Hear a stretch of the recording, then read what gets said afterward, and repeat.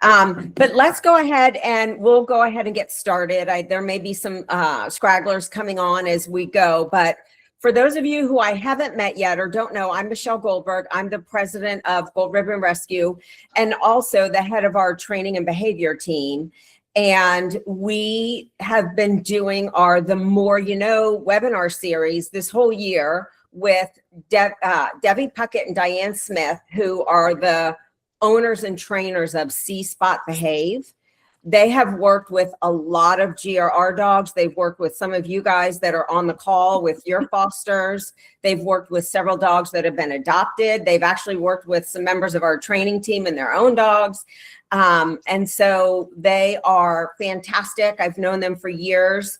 They have been doing this series for us. We have, after today, one more that will be running in January for this current series, but we are continuing into 26. So stay tuned, mark your calendars. We will be continuing the series on the last Wednesday of each month, every single month until we get to November and December, where we'll then move it back a week, just like we did for the holidays. So make sure that you guys have that. We'll be putting announcements in the newsletters on the website as we normally do. But with that being said, I'm going to now turn it over to, I think Diane is going to be running this one, but I'll let her introduce herself, and Debbie's on as well. And she'll tell you guys a little bit about themselves and about See Spot Behave, and we'll jump into the meat of the program. Yeah. So unfortunately, Debbie's feeling a little under the weather tonight. She is on the call here, but I'm going to introduce both of us. So I think between the two of us, we probably have close to 25 years of training. We both kind of came up in training because of the dogs that we had. Mine was one, she was a Husky and Husky and Chow mix who decided to redecorate my kitchen by pulling the kitchen tiles off the kitchen countertop. And so from there went on to do training with her, fell in love with it, and worked with a animal behaviorist in California and did an apprenticeship. And that's how I started dog training. For Debbie, she did something very similar to get her background. And then for myself, I started See Spot Behave in California almost 15 years ago. My goal there was to create a training company that would go to people's homes to do dog training, because there's so many pain points there. I love doing classes. I love doing kind of traditional obedience training and all of that. But what I found was that it's not easy to take that and then transfer it to your home with all the things that people have challenges with their dogs and home environment and all of that. So that's how I started See Spot Behave. And from there have come to Texas and built the company here as well. And so enjoy meeting everybody and working with Gold Ribbon Rescue. Obviously, what an amazing organization. And let's face it, Goldies, right? They're just, they're nutso, and they're great, and they're loving, and they're so much fun to train. So we've been very fortunate to join forces to help out the organization and all of the Goldie dogs that we've been able to work with. So that's kind of a quick introduction. I'm going to, fingers crossed here. Debbie is much more technically savvy than I am, so I'm going to try to do this here and put up the presentation so we can get started. And I'm not dead. I can help you. Oh, well, no, I want you to take care of yourself, so it's all on me tonight, man. All right, let's see if this works. Oh, I got to set that to present. Hang on a second here. Present full screen. All right, does that look thumbs up to everybody? Can see that okay, I hope? Yes. All right, so again, please feel free to jump in at any time with this presentation. We are, Lissa, question, or are you just saying, yes, you can see it? Oh, yes, I can see Okay. it. I'm not very tech savvy either, sorry. No, I appreciate that. All right. So for tonight, we are going to basically what we're going to be talking about, even though the slide says from fearful to flourishing, what we're really going to be focusing on tonight is how to help your dog build confidence. Does anybody have dogs that are dealing with confidence issues? Anybody? I do. Yeah. It's not uncommon, and I think that's, it's a fallacy, especially I think a lot of times was Goldens, because they are so lovely, and they really are lovely, that they are naturally confident dogs. And just like anybody, dogs are different, and so certain dogs are definitely confident and certain dogs are not. So we're going to jump in here to talk about things you can do, really easy things you can do to kind of help your dogs build confidence. And just know, even though the slide talks about fearful, I'm going to be talking a lot about building confidence, and it can be with any dog. So while, yes, if your dog is fearful, we definitely want to look at building their confidence, but I think you can build confidence even in a confident dog by doing things to kind of help them see our world differently. So with that being said, moving on to the next slide. So I did a quick introduction for Debbie and myself here. So again, our backgrounds, we've got lots of training experience. Debbie is our behavior expert. I'm sure many of you, or I shouldn't assume many of you, but many of you may have met with Debbie in terms of behavior things. I am the one that comes in and does a lot of the training, showing you what to do with your dogs and all that good stuff. So that's how we operate. And again, we do all of our work is based on scientific method, force-free, and also really family focused, meaning that we see dogs as part of the family. So because of that, we look at the entire family picture to try to help you and your dogs in your specific environments. Moving on. All right. So big idea for this evening. I think it's really easy to think in terms of, or at least this is a lot of the comments that I get from clients or people that have dogs, is that not understanding, well, why won't they get into the car? Or why, when the car comes down the road, they want to either chase it or run away from it. Why why don't they want to come in through the door? Anybody want to add into anything that you find your dogs are fearful of or have issues with that you're like, wait, I never expected this? Gail. Why won't they leave the farmer's market? Well, that's probably not fear. That's probably they found a great place. There's lots of food here, Mom. Why are we going home? But it can be, that's one I will admit that I don't know if anybody else has had these issues, but a lot of dogs are fearful of farmers markets. And I get a lot of clients who ask to train their dogs to go to a farmer's market. And here is my 2 cents on that. My dog, one of my dogs, who's German Shepherd and Husky, can handle going to a farmer's market, but he hates it with a passion.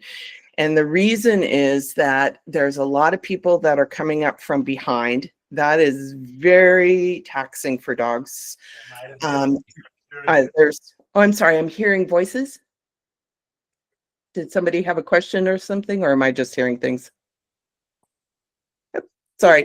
Anyway, so farmers markets, lots of movement, narrow spaces. We're going to talk about this a little bit, but a lot of times we don't recognize how narrow a space is because we're so used to being in spaces that are narrow, grocery stores, farmers markets, even walking on a sidewalk.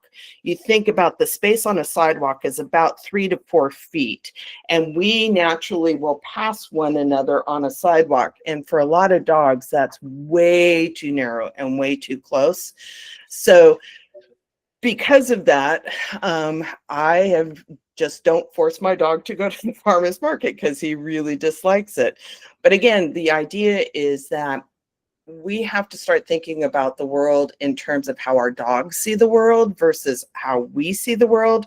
A lot of the things we think are normal or not scary or not weird, dogs will see that as the complete opposite, think we're crazy, and have no idea why we even attempt to either do it, be next to it, have it in our homes, a multitude of things. So it's just something to think about when, especially if you're dealing with a really fearful dog, but even if you notice with your dog that they hesitate about something or they're not willing to do something, even if it seems normal to you, that there may be some fear attached to it.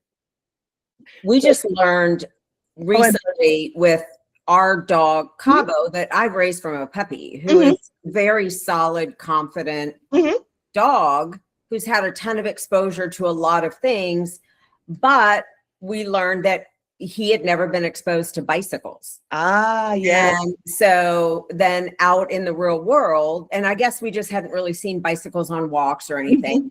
So when he has been exposed to his first couple of bicycles, he freaked out. Yeah. Because that was so scary to him at 2 years old. And, we just hadn't encountered that before. Yeah. Well, there's a multitude. And yeah, if they've never seen it or experienced it, or if it seems similar to something that they're already fearful of, that, yeah, and bikes are a real common one. They move very quickly. They're silent. Unless somebody, yells at you to the left or rings a bell, if they're coming up from behind, it's real easy for them to sneak up on you. So again, it's just, there's so many things for a dog that they're weird, even though we see it as being normal. And so just being aware of that. And the key part of it too is not to assume because we're comfortable with it that our dogs are going to be comfortable with it. All right. Any other comments, questions at this point? Yes. I have one for you, Diane. Oh, sure. Jim, I'm sorry. Jim first, and then I'll get to you, Patsy. I'm sorry. Go ahead, Jim. So maybe it's logical, but I did not anticipate Sonny having a problem with fireworks and thunder. Yeah.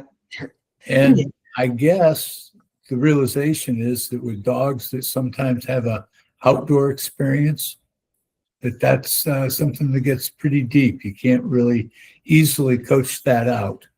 Yeah, it's a tough one. It's a really tough one for all of those loud noises that come out from nowhere.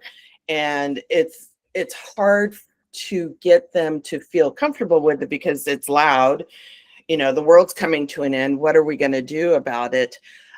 There are when we talk about this, and I think we've talked about this in some previous presentations, so I'm going to go over this really quickly. But in those situations, especially if your dog is fearful of the outside, fireworks, thunderstorms, and everything like that, management is usually a better choice than training, just because any type of training that you do, it takes time. And so rather than, and in that situation, because we can't control the environment, meaning that we can't go, okay, let's do a really small, teeny tiny firework and have our dogs 30 feet away from it so that they can see it and hear it, but it's not so extreme, and then build on that. Obviously, it's not very realistic. So again, management things like, creating a sanctuary space for them, using brown noise in the background to help drown out. I will say this, I think I mentioned this to you, Jim, and I'll mention it to the rest of the group. One of in terms of thunder and lightning, there's an app. I'm looking it up right now. It's called a lightning app, or my lightning tracker. There we go. If is that kind of, I'll send more info on it. But the great thing about this app is that it does track lightning. And it will send you alerts. And so if there is lightning moving into your area, and it's a free app, then it starts to send you alerts that lightning is on its way, and it will show you where it's striking on the map. And I use that a lot of times. Knock on wood, my dog, that's one thing my dogs aren't fearful of. But for me, it keeps me from going, hey, let's go out on a hike, and all of a sudden a storm is, coming in and lightning coming in. So, but anyways, for those of you that do have dogs that are sensitive to lightning and thunder, that's a really great app. Like I said, I will add that. Tony, I think too, most dogs have good hearing. Yes. And yes, it is much more acute than human hearing. So again, makes them more sensitive to loud noises often, and that can be scary. So it's, again, just thinking about us versus them in terms of how things affect them. Thunder and lightning, not a big deal. For them, can be very scary. And so just knowing that and being aware of that. And then if necessary, like with the thunder and lightning, have a game plan in place to kind of help them with that. And somebody had their hand up. I'm sorry, I'm having a moment. Miss Patsy. There we go. Hi, Patsy. Hi. We have it's Luigi. He was Tempo and part of the fiddle litter. Mhm. And we got him when he was like probably about 8 weeks old or so. Okay. Uh-huh. Him and 3 other puppies came from a backyard breeder. I guess they spent their whole 4 weeks, 8 weeks outside. I don't know. But I remember Michelle telling me that he was timid, which he was very timid. He's gotten better, because it used to be if people came to the house, I would tell him, don't talk in that high squeaky voice, baby voice. Talk in a low voice. Because if you did that, he'd pee all over the floor, and then he would go to another section and pee again. And so he's gotten so much better. He doesn't do that anymore. But he's afraid, like when I take the trash out and I put a new bag in the trash can and I flip it. Yep. And put it in, that scares him to death. And and then the plastic bag that they put over your dry cleaning, so flimsy, but that scares him to death. It's just, I don't know how to get him used to plastic bags. We're going to talk a little bit more about how to introduce dogs and do confidence building with them. So I will definitely keep those 2 things in mind.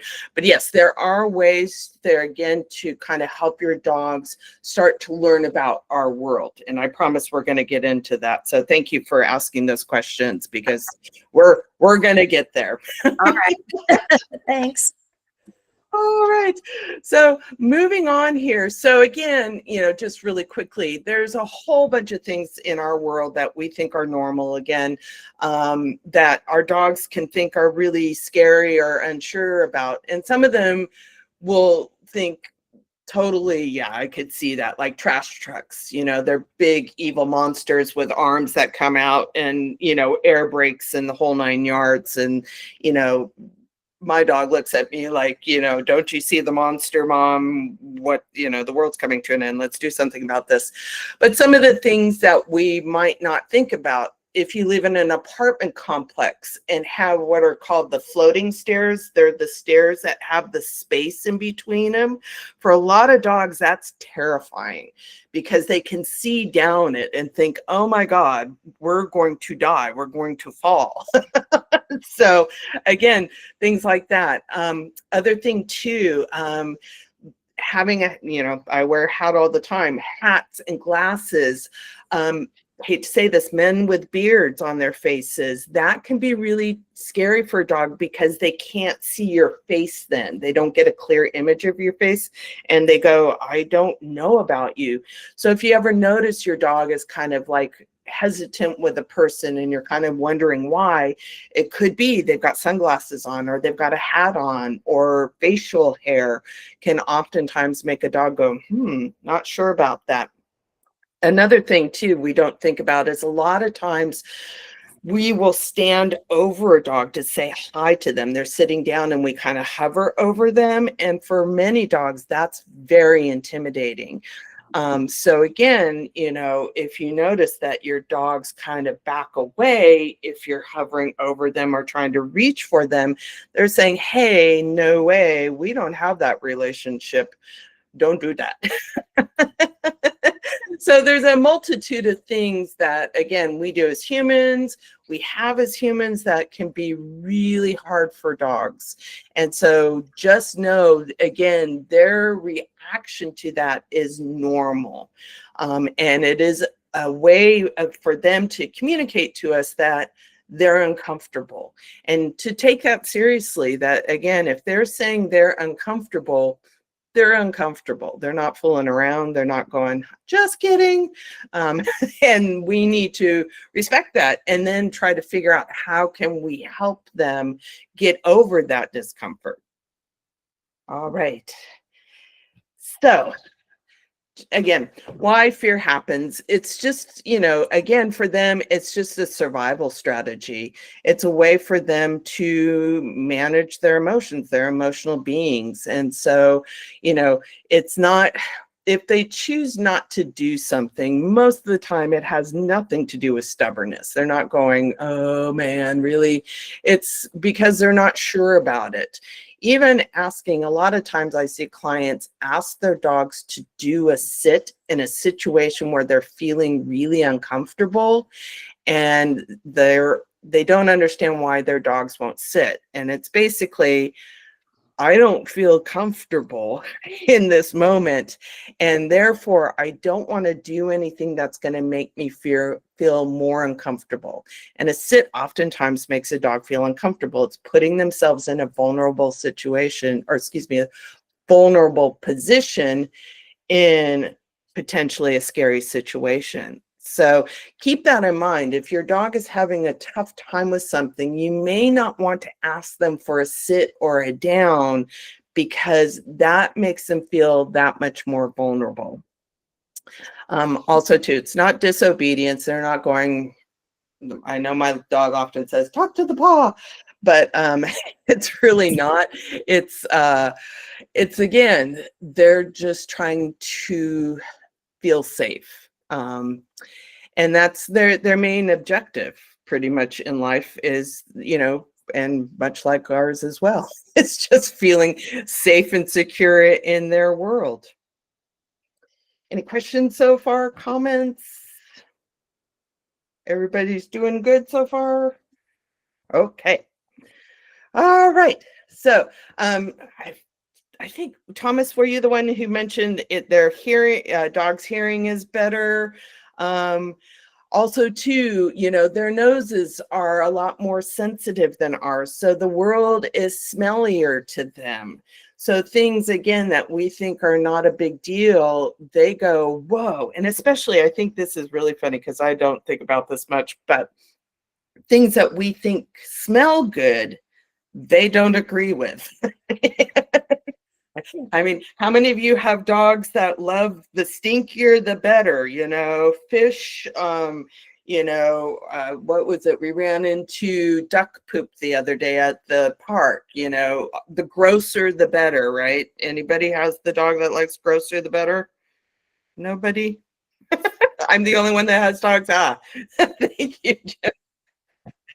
Yes, the gross is good. But again, in that sense, then we think the things we think that smell good, oftentimes they do not like. Laundry detergents and cleaning products, vet offices, and we're going to talk a little bit more about that. But the smells at vet offices for most dogs is really hard. They do not like the smell of it.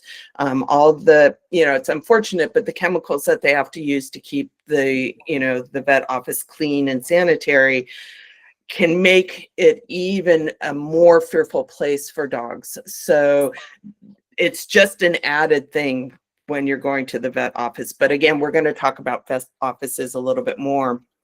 The other things, louder, we think things are loud. Dogs think it's much louder than we do. So again, you might think, oh, the air brakes that went off on that truck weren't that big of a deal. But for a dog, it could sound like, again, the house collapsing or, bombs exploding. Our world tends to go really fast, even though our dogs are fast and speedy and they can run and everything, but our world goes by really quickly as well. Cars and bikes and you name it, it just all is really quick. And so again, our dogs can't focus on it very quickly due to not great vision to begin with. Dogs don't have great vision, as well as just their brains aren't processing it. So things like car rides, where we think they're fun and exciting, with everything that goes by the windows, can be really scary for dogs. So again, just things to think about where your dogs, where they might be challenged a little bit, it could be because of these things. The big one that I like to talk about is closer. There's so much in our world that I feel like our world is shrinking. Our houses are getting closer together, environments are getting closer together. And because of that, dogs are having a harder time with that. Dogs like space. Any of you have leash reactive dogs, or dogs that have any sort of issues with other dogs or people or things getting closer to them, especially when they're on leash? Anybody? Others? Yeah. So know that it's because of the distance a lot of times. So trying to squeeze dogs into small spaces and asking them to maintain calm or confidence is really hard. All dogs have a bubble of safety around them, and how big that bubble is depends upon the dog. So if you're ever unsure of what your dog's bubble is, meaning how confident they are around something that triggers them, anything from people, squirrels, dogs, bikes, you name it, how you figure that out is by exposing them to that from a distance and seeing if they can maintain their calm. That allows you to start to determine how far away something has to be for your dog to feel comfortable with it. And it could be short, or it could be really long. But again, keep that in mind, that distance is always going to make your dog feel better. So if your dog is in a situation where they are uncomfortable with something, the best thing you can do for them is create distance from it until you have an opportunity to show them whatever that isn't a threat to them. All right, moving on. So everyday stressors, there's just a ton of them, for us too. But, things like we just talked about movement, things moving around really quickly, loud noises. Other things too we don't always think about are the surfaces that dogs walk on. For us, again, a lot of surfaces are just normal to us: concrete, asphalt, carpets, artificial turf. We think no big deal, but a lot of times for dogs, if they haven't really walked on it, or it feels funny to them, they may not like it. And so if you're finding, I get a lot of people where my dog will only do their business in the backyard on this. And a lot of times it's because they'll have multiple different surfaces and the dog goes, this is the one that I'm most comfortable on and this is where I'm going to do my business. So, or if you teach your dogs to only sit on a smooth surface, like, linoleum, concrete, and then you ask them to sit on possibly a rougher surface like you're out on trail and they're refusing to do it, it could be because they've never sat on a rocky surface before and it feels really weird to them and they say, nope, too weird, not gonna do it. So just things to keep in mind that the reasons, again, why your dogs might be hesitating or not willing to do certain things, again, might be because of the environment that they're in. All right. So I'd mentioned vet visits. And so how many of you have dogs that have a rough time at the vet? Yeah. It's pretty common, right? There's some, it's unfortunate that vet visits are necessary because it is, for a lot of dogs, really scary. There's a multitude of things that are happening at vet offices. The smells, again, all the chemicals that they have to use. The floors in the vet offices oftentimes are pretty slick. And again, it's to allow them to keep the floor clean. Obviously, they're not going to use carpeting or things like that. That, again, your dog is being restrained either on leash, which is required at most vet offices. And of course, if your dog decides that they are done and want to move, they go to the end of the leash and they can't go any further.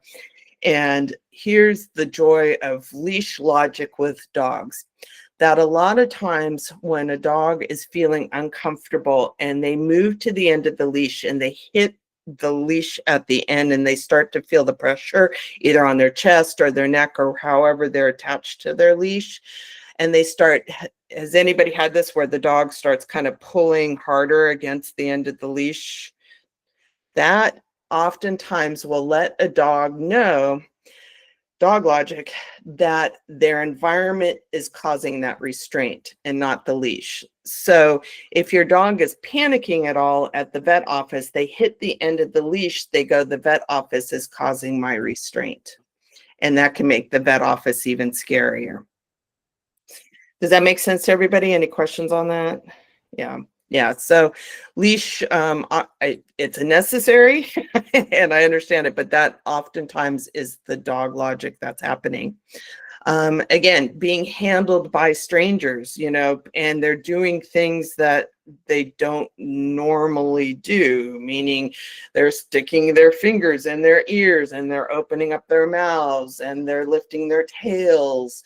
And that's all really weird and really scary. And so again, and then of course, needles. I'm not a fan of needles. My dogs aren't really a fan of needles either. It hurts. And so they just don't understand much of that. So what? So then the big question becomes, how do we help them at vet offices? I'm just curious, before I jump in, has anybody had opportunities at vet offices where they found things that they've been able to do at vet offices to help their dogs? One of the things that I recently started doing is, I always take my own treats because that way I know that they get something that is approved by me, right? And that I know they like. Right. My dogs don't like Cheerios. For some reason, my vet has jars of Cheerios everywhere. Yep. But recently we discovered that one thing that's been a huge help with Breck is I take a can of whipped cream and he loves the whipped cream. And so when we're doing things like working on his trimming his nails, because his behavior changes over time. Right. Squirting the whipped cream on the floor has been a huge bonus for us, a big win. And I just carry my little bag in with my own muzzle, my own treats, and my own whipped cream. Absolutely. Yeah. Bribes and Right. high value bribes, Michelle, that like you mentioned with the whipped cream, you know, a lot of times what you want to do is find the treat that your dog goes, "Oh, I will give my life for that treat." For me, it's M&M's, peanut preferable, but for for your dogs, it's finding that one treat or something usually that they don't normally get, so that again it maintains its specialness, and having that as what you take to the vet, so that again when they're feeling uncomfortable, you get to offer that to them and they start to put together yummy treat means yummy place. So definitely, I highly recommend when you go to the vet office is to, yes, please bring yummy treats.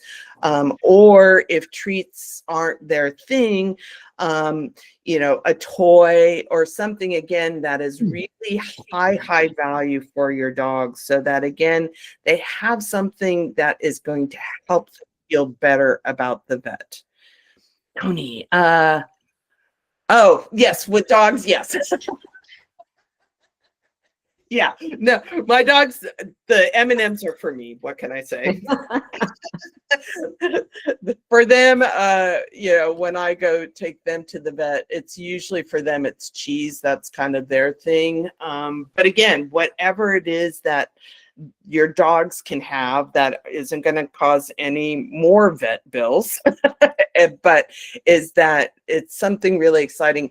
I will say, it's great with the whipped cream, but a lot of times for dogs too, we talked about their sense of smell and how, sensitive it is. Stinky treats too oftentimes are really great choices, because then, as your vet is working on your dog, if you can capture their nose and their face and their interest by a stinky treat, that oftentimes helps distract them from what's happening with the vet and the vet office. Oh, grilled cheese? Yes. There you go. Perfect. Yeah, grilled cheese. Fantastic. Well, and I've mentioned this before, but sometimes I have two dogs that have needed to be muzzled at the vet. But so I have my own muzzle for each dog that they're muzzle trained, they're comfortable in, because I don't want them to wear a weird smelling muzzle at the vet that has other scents on it. Yeah. And again, if your dog really struggles and there is a fear of bite, and that's okay too. First and foremost, I want people to understand that muzzles are not a negative. They are a means to help your dog feel safe too. But the key to muzzle training is doing it at home where the dogs are really comfortable. There's we have information on how to train muzzle training, but there's also a website called Muzzle Up, and we'll get that info out. But there are ways to train your dog with a basket muzzle, where you can teach them almost like putting a leash on and off, where you're teaching them putting the muzzle on, no big deal, means actually good things.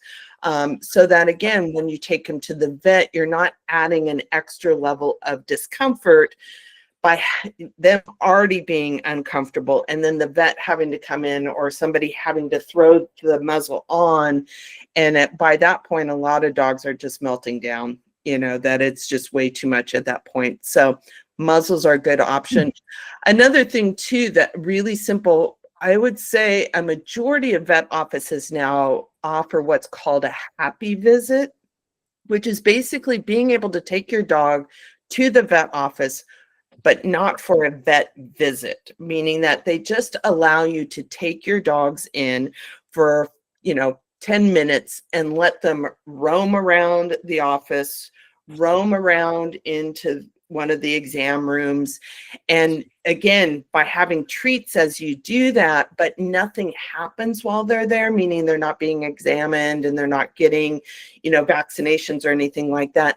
That often there again allows the dog to feel comfortable then, because nothing is happening other than them being able to sniff, which is key, letting them sniff the area, letting them check it out. Usually they'll schedule it at a time when the vet office is a little quieter as well. So again, they won't be overstimulated with a lot of other dogs or cats or other animals there, and just allow them to kind of be with lots of treats. So that's another way to kind of help your dogs visit vet offices. Then and somebody had a question. I'm sorry. Hang on here. Let me get into the so Patsy, you mentioned don't have a sense of smell. What would I consider a smelly treat? Parmesan cheese is a really good one. Again, as long as your dogs can have cheese, that it's not going to cause an issue. Fish treats, very stinky, and they work really well for some dogs. I carry pepperoni with me, and those are pretty stinky. If anybody else has others, cat food, that's right. Thank you, Debbie. Cat food and liverwurst, also really good ones. So any of those, the key part of it, again, when you're looking for a treat for your dog is that A, it's not going to cause them any issues, gut issues, and B, do they really like it? You want them to go, yes, this is great. And then saving those treats, again, for the times where your dogs are really challenged or really having a hard time. Kathy, let's see here. Warm roast beef or brisket. Yes. And only using it as a high value. Exactly. Yeah. I like having, again, for my dogs, it's cheese, and they only get it when they're going to the vet, or if I'm taking them someplace where I know that they're going to, oh, thank you, Debbie. Yes, Hebrew National Hot Dogs. And we say Hebrew because of the quality, as well as they don't add a lot of extra ingredients. You have to be careful with hot dogs because sometimes of the seasonings that they put into them. So again, check the label on it to make sure that it's, high quality and that doesn't have a lot of extras in it, but definitely hot dogs too. But again, keeping them available for those emergency situations. I call it, for my clients, it's your superpower. Carry your superpower with you, so when you need to get your dog's attention. Chicken livers, yes. So we're going to have some really well-fed dogs by the end of this.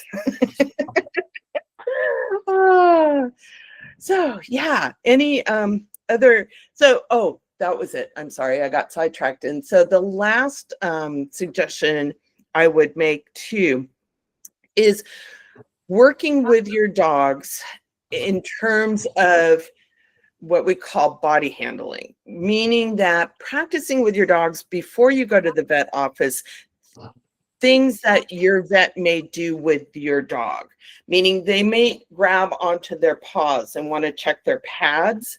So doing it at home, nice calm situation, lightly touching their paws, offering lots of treats.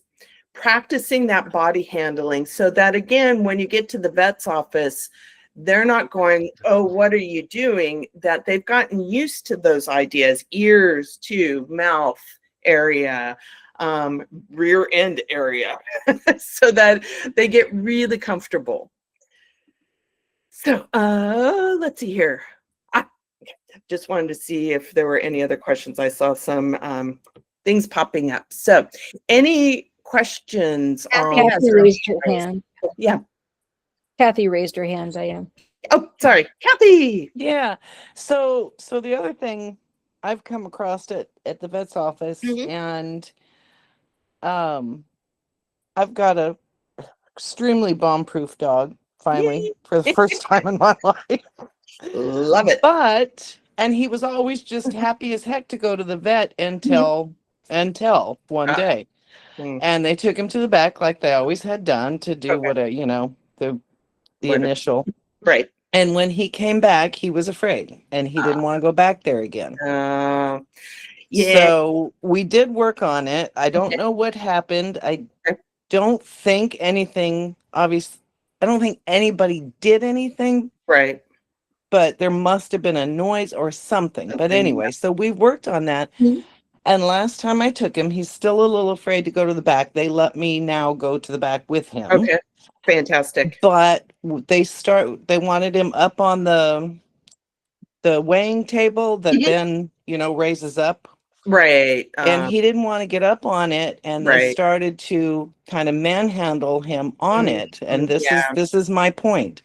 Yeah. Don't be afraid to stop them. Yeah. You have to be your dog's advocate. I Yep. stopped them and I said, we're Yeah. not doing it this way. Right. Yeah. And Yeah. and they listened. So you Oh, really have to, don't be afraid to speak up and say, no, let's do this a different way. Yeah, it's true. And that is true. Absolutely. You know, the unfortunate thing about vet offices is that, they're on a schedule. Yep.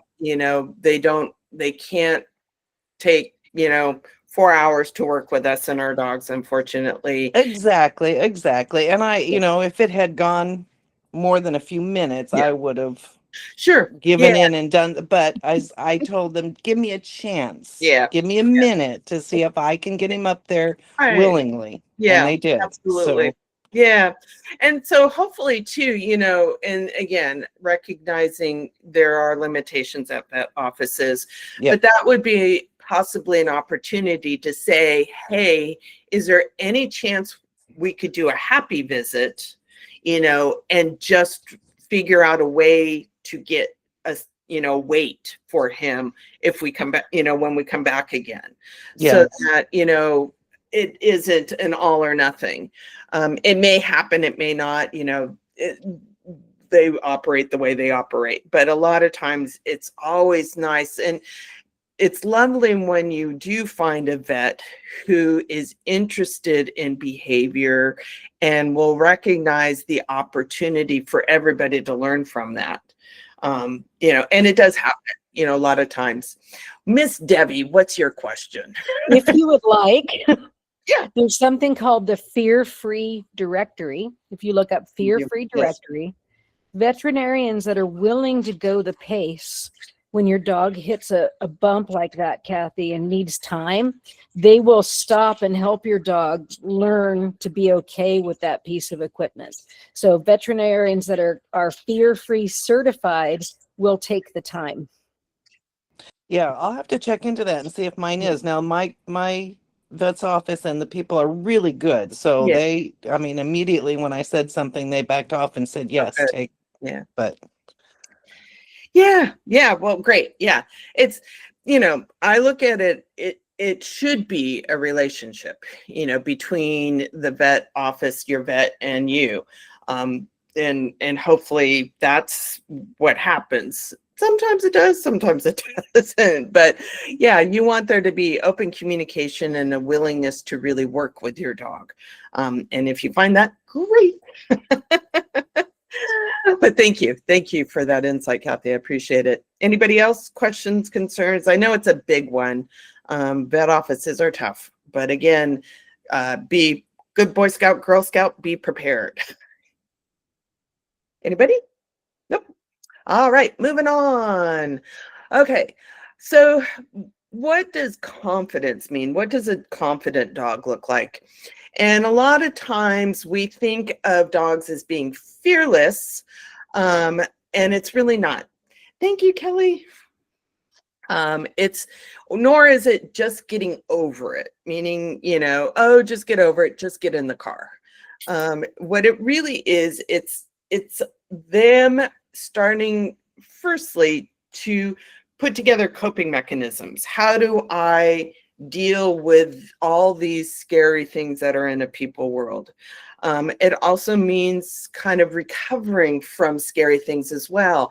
How do we get over the hump of, whoa, that bike blew by me. Okay, how do we help them recover from that so that it doesn't become a scary thing forever? And also, you know, a huge part of confidence is dogs exploring their environments. How many of you have heard the term, oh, sorry, having a senior moment. What am I wanting to say here? When, oh, Debbie, help me out. Nifari. Not the safari, it's socialization. Sorry, that's the word I was looking for. Socialization. How many of you have heard the term socializing your dog? Oh, sure. No? Yep. Oops, sorry. Yeah. So I think that there are a lot of people who have misconceptions about socialization. How many of you that know that term thought or think it's about getting your dogs together with other dogs? Yay! We're knowledgeable. That you know, socialization really is about exploring. It's about dogs being exposed to, especially a people world. But the key part of this is that when you are taking your dogs out for exploring, it's at a level that they can handle. So it's not a, they've never been to a Home Depot, and we're going to go inside the Home Depot today, and we're going to show them every aisle and every person and every shopping cart, and they'll just learn to love it. That is a lot. And most dogs who have never experienced that before will not be happy with that experience. But it is about getting them out and about so that, again, they do get to experience our world. Otherwise, again, the world becomes scarier for them. Okay. So confidence grows by, first of all, creating safety for them.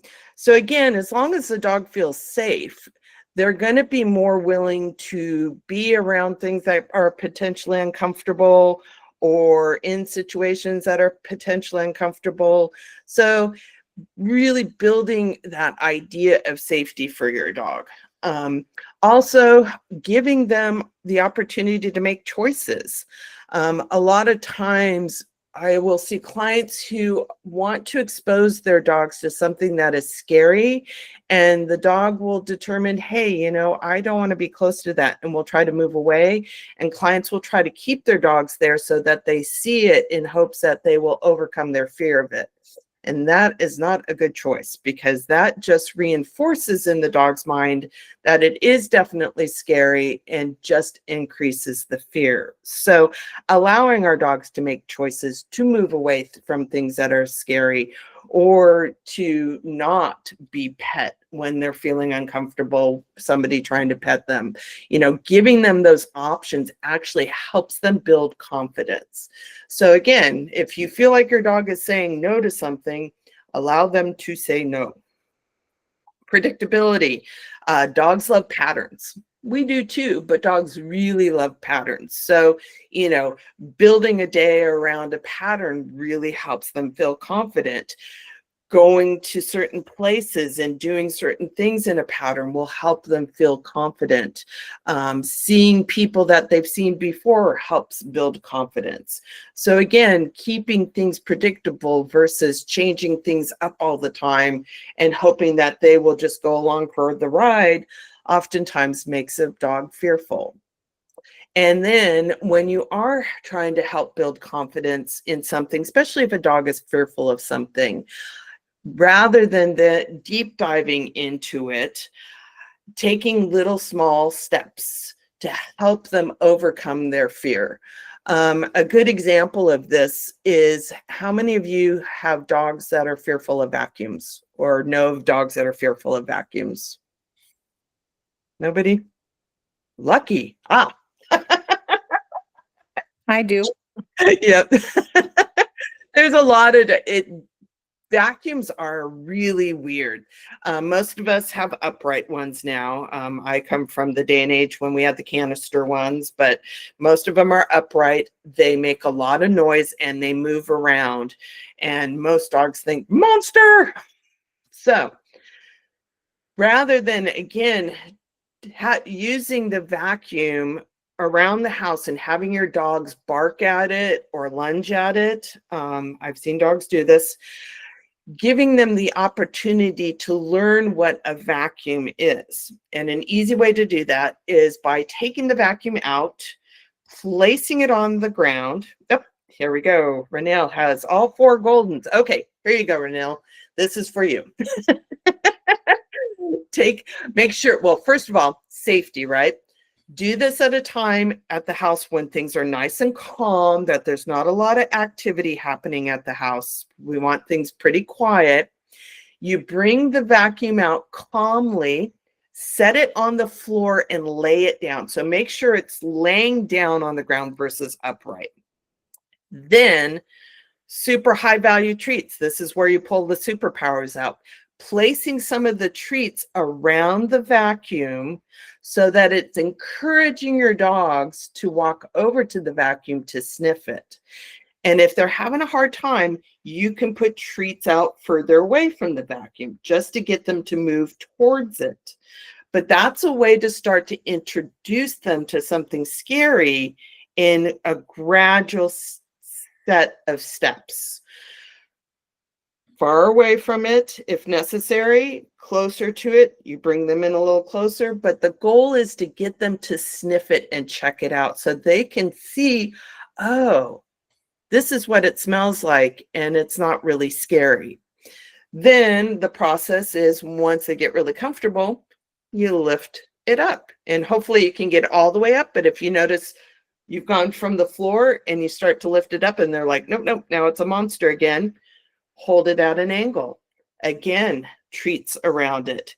This is, again, how you create those gradual steps until you can get the vacuum upright. Then, possibly at that point when they're okay, you slightly turn the vacuum cleaner on for half a second, not moving it. Hear the noise? Lots of treats. Does everybody kind of see how that builds? That, again, you're doing really slow, careful introductions of something really scary with lots of positive reinforcement and the dopamine hits that they get from the treats in their brain that starts to rewire it and make it go, oh, this may not be as scary as I thought it was. Coco? Yes, Alyssa.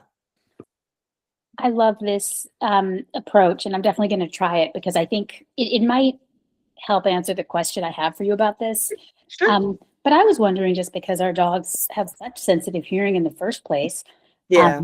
My dog loves being near the blender when it's on now. He used to be afraid of it because there's a lot of positive reinforcement. Yeah. So on Yeah. one hand, he can handle things that are loud sometimes, Mhm. but I've Mhm. always wondered, how can I tell if something's really hurting our dog's ears?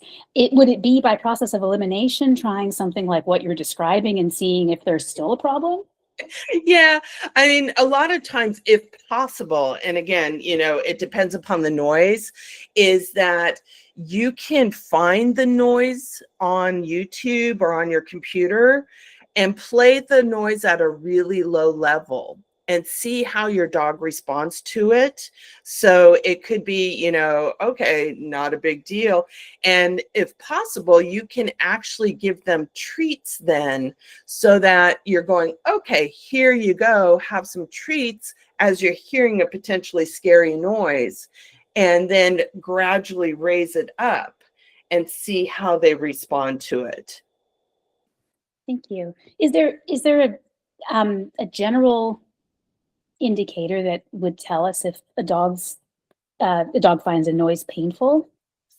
I don't, Debbie, I'm going to send that one to you because painful, I know scary, but painful, Yeah, I mean, painful would be the same as us. They would be, flipping their head. They'd be running away. I mean, they're not going to stay in place if it's painful. They're going to physically move away from it. Okay, that's helpful. My big fear was, trying to condition them to get used to something that was distressing them. But I think I Okay, I think I know what to Yeah, do you next. would have to Thank you so much. restrain them by holding onto the leash and keeping them in place, and obviously that would be really bad. So when you're doing this kind of general exposure, just slow exposure, don't make them stay near you. Give them the right to move away from the sound, and that'll give you lots of indication of fear level and whether or not they're uncomfortable. Yeah. Thank you. I'm definitely going to try what you described, Diane, with the slow conditioning. It sounds great. Yeah, and it can be utilized on many different things. I do it with my dogs all the time when we're out and about. One of my favorites, sorry, I'm going to go on a little tangent here, is when I take my dogs out for walks, I always try to find playgrounds where there's no kids. And I utilize the playground equipment as a means to kind of build confidence by having them go over things and under things and putting lots of treats around it and have them check out all the equipment. And that's a great way, again, to build confidence. By introducing something that's really weird, that has a lot of scary parts to it, and having them go check it out, sniff it, move over it, move on it. And that way, when they get around other weird things, they're less concerned about it. So there's... And to be nerdy, this is called desensitization. So you're not really conditioning them, you're actually unconditioning them. So desensitization is helping them to become less and less sensitized to that stimulus. Yeah. Cool. All right. So let's move on here. And so next, building trust. This one is huge to keep in mind. And the reason is this, is that we oftentimes ask our dogs to do a lot of weird things and without thinking about it. Even asking your dog for a sit. We think it's normal. They do sit naturally, but somebody asking them to sit is weird. Does anybody have one dog that asks their other dog to sit? Anybody? Dogs don't ask dogs to sit, right? So it's just weird. And when they do it for us, there is a huge level of trust involved by putting them in a vulnerable position and them saying, okay, I'm willing to do that for you. So it's important for us to build that relationship with our dogs. And so things to keep in mind when you're helping your dogs build trust with you in their environment is allowing them to look at things when you're out and about. But the key part of that is not letting them stare at it. And what I mean by that is that when dogs look at things, they tend to look at it for a little bit and then they turn their head and they're on to something else. But if they're staring at it, they're starting to think, what is this? And do I need to do something about it? So that's the difference between looking at something, just glancing at it, oh, it's there, it's no big deal, versus staring at it. That's when they're saying, oh, this might be a big deal. And where you as pet parent want to give them something else to do by either looking at you, looking at something else, distracting them, but don't let them stare at it, because again, that's usually where you get what we call a trigger or a reaction to something. Also, when you're out and about, letting them pause, again, when you're out on walks, letting them check things out if it's appropriate and safe. What's that? Go sniff that. Go look at that. Thinking about your walks more as adventures versus the march around the block. We have to, get from point A back to point A. We want to really kind of allow them, again, to kind of see things, especially this time of year with all the Christmas decorations outside. If your dogs are willing and open and it's okay to go check stuff out in people's yards, great. Let them go sniff it. Again, as long as it's appropriate, that they're, not going to walk through your neighbor's front door, but, to just go see what these weird things are that is in everybody's yards. Let them moving away from things too. If they're not comfortable with something, allowing them to move away. You allowing them to move away from things builds trust. You're basically giving them the thumbs up. I see that you're uncomfortable with it. I'm not going to force you to do it. Look at it, hang out with it. We will potentially get there if we need to.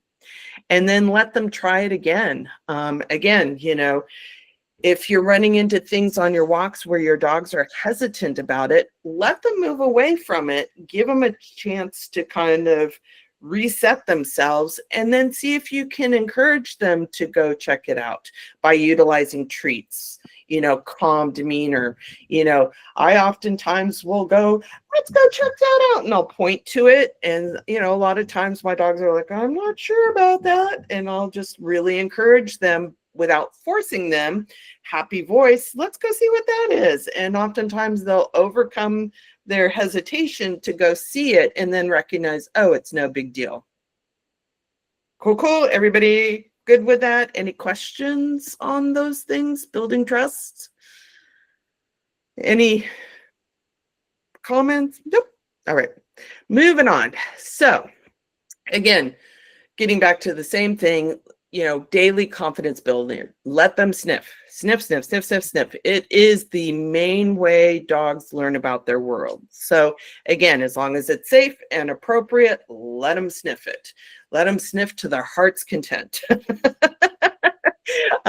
Then adding new things into their lives. You know, there's so many things you can do with your dogs that are different and fun. So I highly recommend, if you have the time, to find fun activities to do with your dogs. You know, anything from high level agility to, again, I do the park stuff with my dogs. I have them go over things and under things and jumping up on rocks and whatnot. So again, just adding a few fun little things during the day.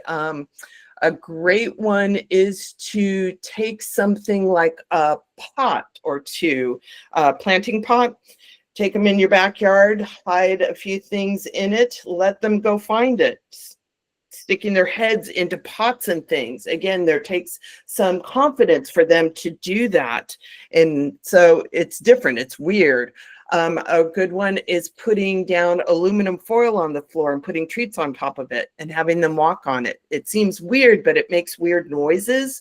And so there again, they learn to walk on something that's kind of weird and reflective and whoa, what's that? Builds confidence. So again, finding fun things to do that adds something different for them to explore. Encouraging exploration, same thing.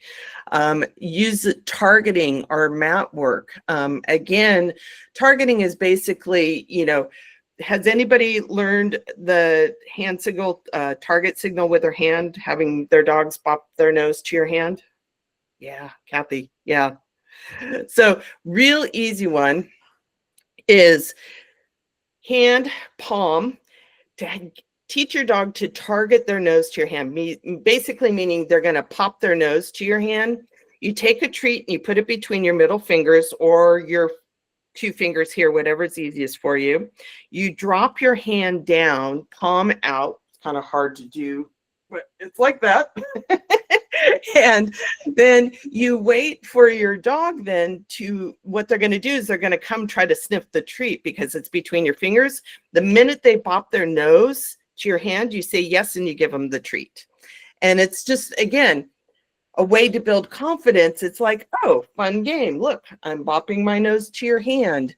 It gives them brain work. It builds confidence. It builds trust. There's a huge, there again, amount of trust asking your dog to bop their nose to your hand. So finding things like that. Mat work, meaning working with your dog on laying on a mat and being calm on a mat.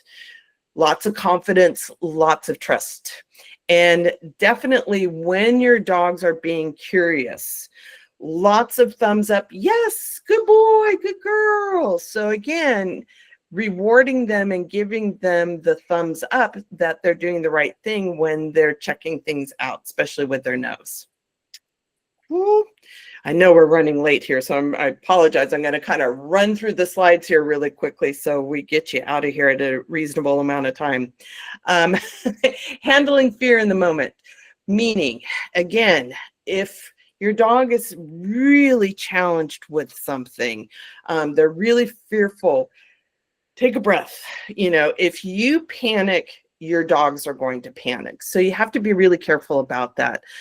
Even if it is a scary situation for you, the best thing you can do is maintain a level of calm, or as much as possible. Because again, if I am not confident about something, my dog is really not going to be confident about something. So giving yourself that grace of taking a breath. Space, space, space. Again, I can't repeat that enough. Dogs will feel better about things that are scary if you give them enough space. So I always, when I'm out on a walk and I feel like I'm coming up on something that my dogs might react to or have an issue with, immediately find my escape route. And when I say that, I'm not running away from it, but we're just going to move away from it calmly. We're going to go find a place that is calmer, where my dogs are going to feel comfortable. Let them observe things that are potentially scary. But again, keep in mind, you want it to be distance if necessary so that they feel comfortable with whatever they're looking at. And don't let the brain start to spin by staring at it and starting to think I need to do something about it. Reinforcing calm. Taking breaks when you're out and about, might be doing a lot of fun activity, playing ball or something, then take a break. We're going to calm down for a second. We're going to take that energy level down. The more you practice that with your dog, especially if you have high energy dogs, the more your dogs learn how to regulate their emotions. So when you reinforcing calm, is just practicing that. What does calm look like? All paws are on the ground. We're not spinning. We're not, lunging at stuff. We're just going to take a breath and kind of recapture our focus. So practicing that. And then also end with the win. If you are, again, introducing that vacuum cleaner to your dog and they're not sure about it, but you get them come up and they can sniff it while it's laying down, end with the win. That's good enough for today. You sniffed it. Great. Let's call it a day and move on. So, really celebrating those wins. My dog actually got into the car, without me having to lift them into it. They're finally feeling comfortable getting in. Great. End with the win. Okay. Question yeah. for you. Because so we get a lot of young dogs that are surrendered to us. Yeah. One of the most common reasons is what people tell us, they just don't have enough time. Right. But a lot of these dogs really have just not had a lot of exposure outside the four walls and the yard that they have lived in. Some of them don't even have a leash. Yeah. So I think there's a lot of misconception when some of these dogs come in, and I see comments where sometimes people will assume that a dog has been abused because they're fearful of something. Yeah. Where they really just haven't had exposure or confidence. Yeah. But is there any telltale, and I'm not saying that, a dog couldn't have been abused, but most likely they haven't been. Yeah. But is there a telltale sign that we can help our fosters? Because we have medical coordinators, training coordinators, and foster coordinators on the call tonight. Is there something that they can use to help our fosters understand more where a dog is lacking confidence or a dog may be struggling with some level of abuse or something?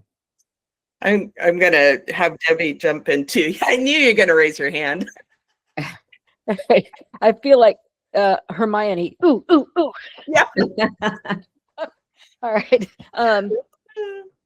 Assume the dog has missed something called a critical period instead of assuming abuse, just because of odds, honestly. the odds that the dog has been abused are much lower than just having missed education. So what is a critical period? Dogs go through two of them. A critical period is a developmental window when their brain is making a huge leap in learning. And if everything is right in their environment, the puppy is going to learn certain great things. The first one happens between 4 and 6 weeks. And it is, when basically they're a toddler, if you think about it, and they're learning confidence in their environment, and they're learning to explore. And then, just like a little human toddler, explore and then come back to mom, explore and then come back to mom.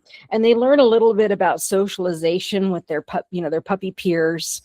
And so that's the first time they learn to become confident in their environment, and whether or not basically they're learning, should they be afraid of things or can they handle things? So if they miss that window where their environment is helping them gain that confidence, they're likely to be fearful. Okay, they're likely to have less, they explore less, they will cower more, they'll hide more, they might be snappish because they're fearful. So that's not abuse, that's basically lack of skill. Okay. Then the second one happens at the 6 month point, 6 month to 8 month point, when they're just about hit teenager, early teens. And it's the same thing if you think about teen humans, where they're basically toddlers with keys. It's the same idea. They're starting to go out and explore the world, and then they're coming back in to check in with their parents. It's the same learning adjustment. Can I handle this bigger world? And it's when they learn bigger social understanding, the whole idea of independence completely as an adult. So same with these puppies. Now they're learning to socialize on a grander scale. And if they miss that window, that's when you get the pushy, the rude, the jumpy, the over hyper, unable to manage themselves puppies. But you also get the cowering, hiding behind furniture puppies. And so we generally look at those cowering puppies and go, my God, they must have been absolutely horribly abused. Really, what they did is they learned that their environment is scary. And so that doesn't mean that they learned it's scary because someone hurt them. They just didn't learn how to manage it and how they work inside of it. And so you can't really assume the behavior indicates a history. It does indicate that they didn't get what they needed.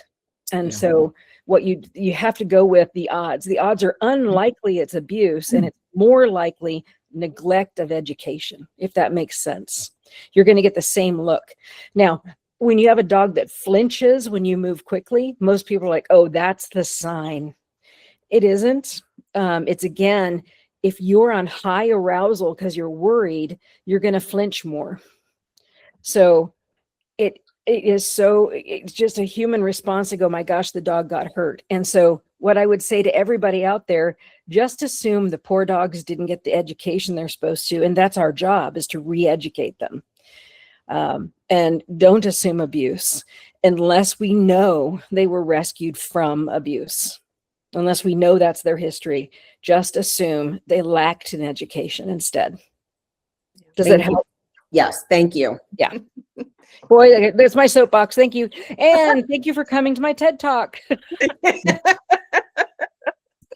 Oh, yes. Thank you. No, I appreciate it. And it's where my brain was going, the same thing too, is that, most of the time it's a lack of socialization. It's a lack of them hitting those milestones in their development. So thank you for the question, Michelle. Appreciate it. All right, so back to vet confidence. So basically we've covered pretty much all of this, but just really quickly through, again, setting up happy visits, consent-based handling, letting your dogs participate in their own care. That's that body handling that you can practice at home, letting them get used to the idea of, you know, being touched. Pre-visit medication for those dogs, you know, that are having really a challenging time going to visit the vet. You can get medications like trazodone, gabapentin that could potentially help lessen their anxiety when they're at the vet office. Letting them feel comfortable, you know, lots of comfort behaviors, adding the treats, toy. If they have a you know, some dogs have their whoopee that they want to carry. My dog's whoopee is a lamb. She loves to carry it everywhere. You know, bringing those comfortable things with you. And then again, finding vets that are fear-free, force-free. And we'll make sure that we get that website to everybody so that if you are interested in finding one, you know, we want vets that support your dog's emotional needs. All righty. So just a real quick kind of case study on looking at, you know, moving from fear to confidence. So having a dog that's fearful about something, you want to make sure you take tiny steps towards building that confidence. Again, don't throw them in the deep end of the pool if they've never swam. You want to make sure that they, you know, see the pool first. And it could be seeing the pool from a distance. I know, Debbie, your favorite analogy is, if you're fearful of snakes, you don't throw somebody into the snake pit. You want to show them a picture of the snake from a distance. And same goes with your dogs, you know, gradual introductions to things that are scary. You know, if your dog says no, they really mean no. It means I don't feel comfortable, and allowing them to make that decision. Again, the safety and the choice, safety and choice. Keep that as calm as possible when you're introducing them to scary things, and let them make the choice if they're not ready to take that scary thing on. Keeping it predictable. Again, don't start, you know, introducing a lot of new things to your dogs and expect them to not be fearful of it. Even one of the ones I came across recently was a couple who moved with their dog to a new home, and all of a sudden the dog's going, whoa, what's the fridge? What's this? What's that? And they're thinking, well, they've seen it before, but this is all new. The predictability is gone. The fridge is in a different place. The stove is in a different place. The bedrooms are in a different place. It smells different. All that predictability went out the window. So help your dogs build that predictability in their new environment. And that's just one example of that. But if you do all these things, it helps them build that confidence, helps them feel safe and secure, and that I want to go see new things. And when they're introduced to more new things, they're going to be less likely to be fearful of it, because they've gone through this process of, oh, I checked that out and nothing happened and I got a lot of good stuff for it. Great. I'm willing to try to check more things out. And lastly, it's just, you know, confidence is built through trust, choice, and tiny wins. And celebrate the wins. That's a big one too. It's really easy when your dog is challenged to focus on the challenges and not focus on the things that are going right. Even if it's minute, celebrate it. You know, I was able to, there again, take the vacuum out of the closet and my dog didn't go running under the bed. A win. And celebrate those. That is really, really key. And that is our session for tonight. Any questions from anything that we've covered this evening? Concerns, comments? Did I lose anybody? We'll have a handout that Michelle will have for them, right? And then we've got, yeah, we'll have slides up, and we'll also have the video up for them. Yeah. Silence. As usual, it's a ton of great information. And, I love that we have the ability to do this with you guys and offer this to our community and people that are, a lot of people that have adopted and are fostering dogs. And as I said, we have a lot of young dogs coming in. So this is going to be information that I expect our coordinators will, once we have the recording, we'll be able to share this, because confidence building is probably one of the biggest challenges that we have with our foster dogs. Yeah. Yeah. And we can, talking about for next sessions, for next year, we can definitely dive deeper, because this is, this was a very quick overview in terms of confidence building, because it is such a deep dive. There's so many things but if we wanted to look at confidence building for those that are fostering dogs, because I recognize a lot of times it's for such a short period of time, we can definitely do something that, focuses more on that. Kathy, you have a question or a comment? Yeah. So what would be a good way to narrow down so just say you go into a new room. Okay. And your dog is showing uncomfortable with Okay. something, but this is a brand new room. There's a bunch of stuff in it. Yep. How do we know what the thing is that might be bothering them? Yeah. Well, and sometimes it is difficult. There's a couple ways to approach it. One would be to, possibly take one item, if you think it might be an item in the room, taking that one item out of the room and putting it in a neutral place and seeing if your dog is willing to come up and sniff it, check it out. If they're not, then it's probably, we're not sure about it, in which case, again, you can start to introduce it by putting treats around it, encouraging them, go check it out, look at that, what is that, being really excited about it too. It's like, oh, this is awesome, because you're trying to kind of encourage their puppy in them. I mean, I know Goldies in general tend to be kind of like, I love you and I love you. But, as puppies, they're like, oh my God, this wall is awesome. And oh my God, have you seen this table? It's amazing. And that's what you're looking for, is your dogs to go, oh my God, that is just awesome. Even though it's, a piece of wood. So it could be that. If it is a door boundary, meaning that it's the room itself that they're having issues with, things to think about. Is it dark in there? Can they see in it? So it might be adding some light in there in order for them to be able to see in the room really clearly. It could be just the room itself, in which case, again, I like to use the trail of treats, see if they'll follow that trail of treats. We're going to put a treat way out away from the door. Let's see if we do an inch closer to the door. Are you willing to move closer to it, or is it still scary? So you might have to do a little bit of investigation. Yeah, process of elimination, huh? Yeah. And I would definitely consider putting a camera up and seeing if there's a repetition of that behavior, and getting an indication from that too. Yeah, good idea. Okay, thank you. Yep.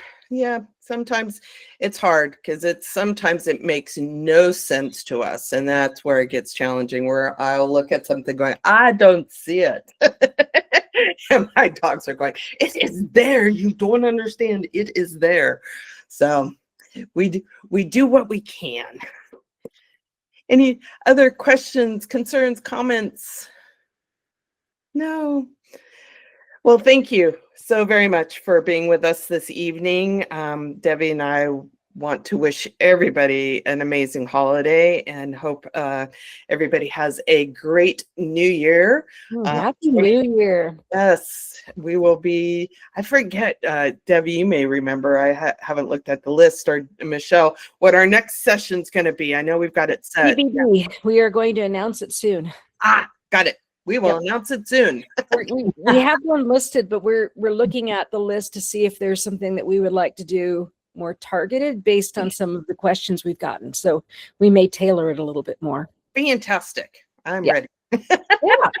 Yeah, I'm excited too. Ah, Thanks, everybody.